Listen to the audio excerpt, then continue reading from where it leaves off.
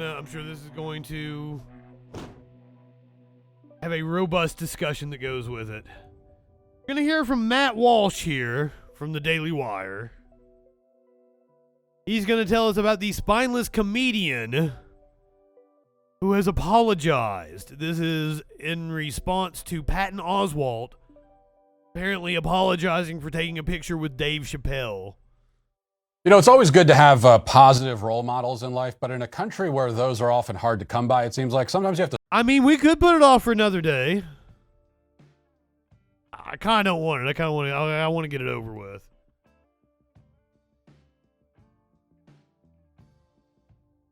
No, we're going to do it. Here's Matt Walsh. Settle for negative role models. And the useful thing about a negative role model is that he can show you exactly how not to respond in a given situation, which will also tell you exactly how you should respond. Now, he's providing a roadmap in his own way, and that's the great service that cowards provide for all of us. And that's why we should be grateful in some ways to leftist comedian Patton Oswalt today, who over the course of the past 2 days has unwittingly offered himself as a prime example of everything you shouldn't be and shouldn't do as a man or simply as a human being. Caring and empathetic, well, really, it began shortly after Oswalt was born, I guess. It takes a lifetime to make cowards of this quality, but we don't have time to go back that far. So we'll start this week, just a few days ago, when Oswalt was performing at a comedy club, apparently in Seattle. And his, as he says, dear friend of 34 years, Dave Chapelle, texted him and invited him to come next door to the arena where Chapelle was performing, doing his own performance, and he said that Oswalt could do a guest set there at his performance. So Chapelle was at an arena because he's a big popular comedian, and Patton Oswalt was at a small club because nobody cares about him. But Chapelle said, "Why don't you can perform in front of my bigger audience?" Wow, a nice thing to offer. Now, why did Chapelle offer that? I guess Chapelle was angry with his audience that night and wanted to punish them by subjecting them to Patton Oswalt. I don't know. Or because they're fucking friends? Wow. Up on the invitation. And later that night, he took a picture with Dave Chapelle and posted it to his Instagram. But the rage mob didn't like that. The trans bullies and their lackeys decided that Patton Oswalt shouldn't be friends with Dave Chapelle. Why? Well, of course, because Dave Chapelle has opinions about gender that are pretty liberal, actually, all things considered, but still slightly out of lockstep with the orthodoxy of the day. So he's a heretic. Now we should remember, he's just barely a heretic. His opinions about gender are still, by the standards of like 10 years ago, are pretty radical far left. But by the standards of today, they're, maybe moderate at best. And that means that nobody can associate with him. The rage mob, the trans mob, the raging trans mob yelled at Pat. For anybody that's listening that doesn't know, I'm going to do the gender thing right here. Male and female are labels that humans invented to describe nature. Nature is messy. Gender traits are bimodal. Most people fall in the male-female category, but there are people born with both sex organs. There are people born with no sex organs. There are people born with clits so big that doctors mistake them for penises. And there are people born with penises so small that doctors mistake them for clits when they are born. And there's everything in between. Gender is a spectrum. Gender traits map to a normal curve perfectly. Therefore, that's how I know trans people are naturally occurring. Just to get that out of the way. And Oswald, for daring to continue a friendship with a man that he's known for 3 decades. I mean, and how dare he, really? Oswald... We humans like to divide the world to stop from feeling frightened. Choosing to continue to wrong and into right and into black and into white. And they were stunned by the mention song. And they let him know it. But it's actually not quite that simple. He apologizes profusely and at length, complete with a photo of him sitting ruefully at his desk like a child in timeout, hoping that... So let's read exactly what he said, because I don't think Matt Walsh is actually going to give him that courtesy. I saw a friend I hadn't seen in a long time at this New Year's Eve. We've known each other since we're teens. He's a fellow comedian, the funniest I've ever met. I wanted to post a pic and an IG story about it, so I did. The friend is Dave Chapelle. 34 years we've been friends. He's refocused and refined ideas a lot of us took as settled about race and history and life on planet Earth, and spun them around with a. I'm not even seeing what the issue here is that Matt Walsh is going on Daddy about. Isn't mad at him anymore.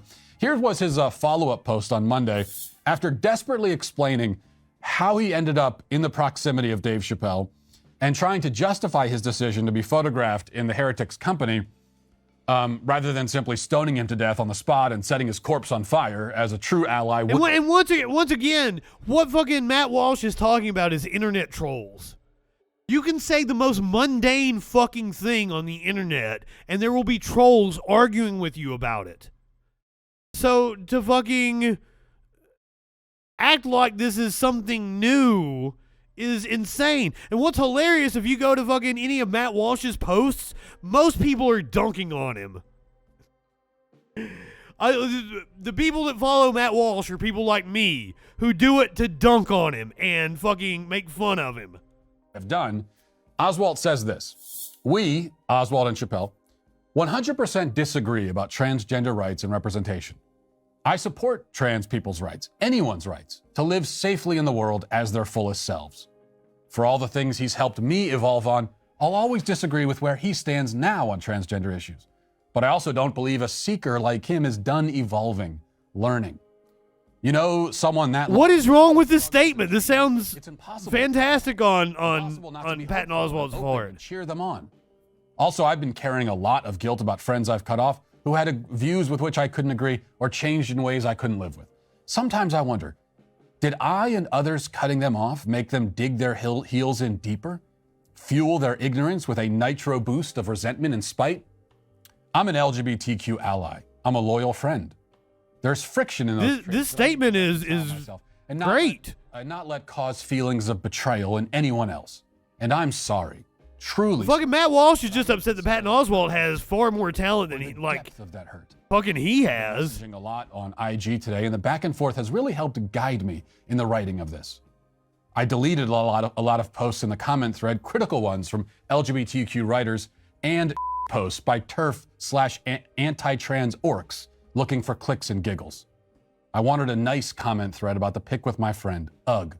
So easy to think someone else needs growth and miss the need in yourself. But I'm gonna keep trying. And he called him a coward for that. Truly sorry. Fuck off. Fuck off, Walsh. You called him a coward for that?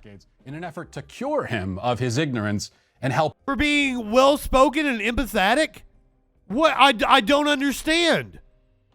What's your issue, Matt Walsh? You sociopath. Him evolve. So this is an evangelical mission, you see. He's hoping to convert Chapelle to induct him into the... Weird coming from an actual evangelical. ...reason he's staying friends with him. Now, naturally, he never explains what Chapelle is wrong about when it comes to gender. He also never explains... Probably didn't think that was the proper form of it. I did. I read it down. Pretty simple. Right before we got started, just so everybody knew where I stood. How exactly anyone could be hurt, much less hurt with such great depth. Just and because why Matt Walsh is wrong. with a comedian they don't like. Why Chapelle has been wrong. But those questions are irrelevant. He is just a mouse, much like the one he voices in the one single Pixar movie that my kids refuse to watch because they say it's boring, scurrying about, fearful and confused. I just hope that in all his scurrying, he doesn't accidentally bump into this other comedian who has said way more problematic things about trans people. So Patton Oswalt, watch out for this guy. His name is also Patton Oswalt. Watch.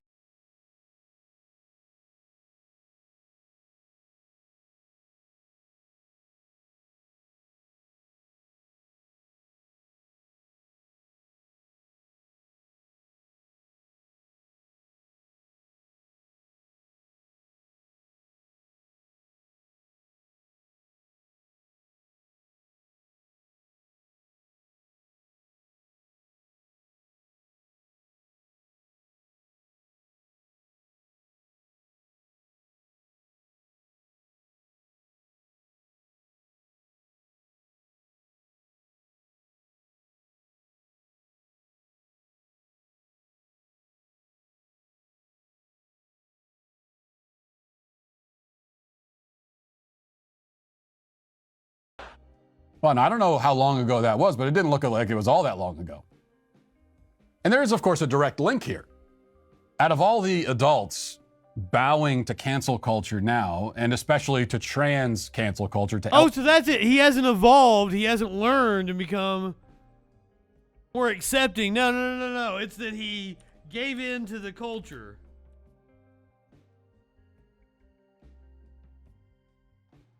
Apparently the Showtime special was...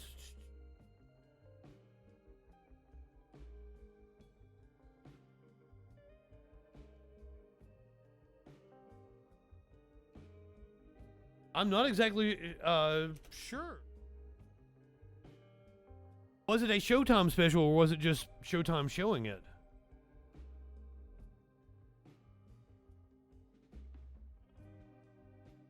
Doesn't look like he has an actual Showtime.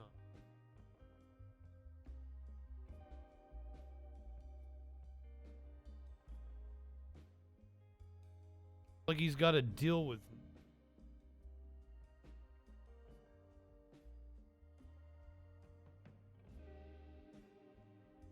I can't even put a date on that. Cancel culture. Precisely none of them have obeyed these rules their whole lives. Because these rules, as they stand right now, didn't exist their whole lives. Weed! RB, I'm sorry I came on early tonight because of the sixth vigil. Trying to avoid the sin of wrongthink. You're coming in at the end of the show. Trying to engage in groupthink and avoid wrongthink their whole lives. But the problem is that the thought... This dude is a Christian. Remember that when he's talking about groupthink and in groups and shit. He's a Christian. Which qualify as wrong and right tend to change. And what this means is that by obeying the thought police of today, you will inevitably end up disobeying the thought police of tomorrow. Because the rules are arbitrary and they change, and it's designed that way. Oh yeah, society doesn't evolve. In eternal now, where nothing is ever allowed to simply stay in the past, and we're all called perpetually to answer for everything we've ever said or done, no matter when we said or did it. Are we? Trying to stay up on the rules will always be in violation of them. It's a losing game. But it's the only one they know. I've said horrible shit in the past, and I'll own up to it. Now for a guy like Oswalt to suddenly grow a spine, a mind of his own, an intellectual identity of his own. He's doomed to finish his life as he's lived it until now, lying prostrate before the mob, begging to be loved and accepted, or at least pitied. Wow. Can't have love and acceptance. You know, a few years ago when Oswalt was jumping on the dog pile to slander the Covington Catholic kids as racists, he tweeted this about them. He said that they are, quote, bland, frightened, forgettable kids who will grow up to be bland, frightened, forgotten adult wastes. That is correct. That sounds very correct. A very apt description. But he should have been talking to a mirror, because he described himself and his ilk perfectly. Bland, frightened, forgettable. Couldn't have said it better myself. And a hairy ass at that.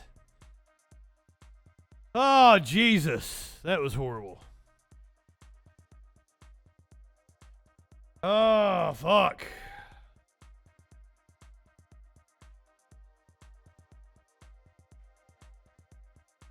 A lot of people in the U.S., it has been a snow day. Let's watch some foxes play in the snow. Yeah, F you, Matt Walsh.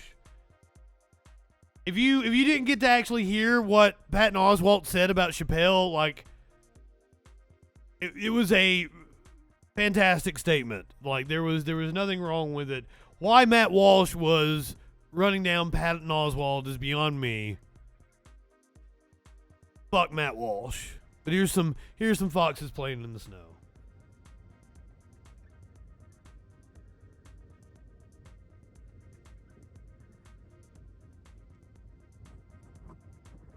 I don't know where this happened.